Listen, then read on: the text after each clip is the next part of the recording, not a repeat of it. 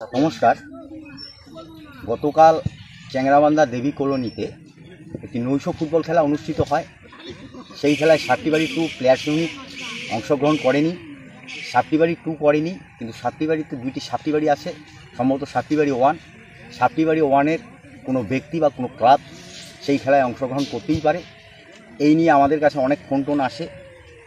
আমরা সবাইকে এইটুকু বলতে পারি যে এর জন্য সাতটিবাড়ি 2 প্লেয়ার্স ইউনিট কোনো মতেই দায়ী নয়, সেই খেলায় অংশগ্রহণ করেনি।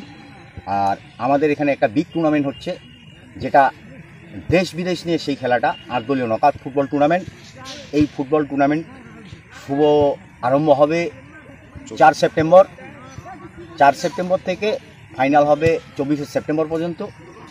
এই খেলায় সকলকে, ফুটবলপ্রেমী সকল দর্শককে সাদর আমন্ত্রণ জানাই।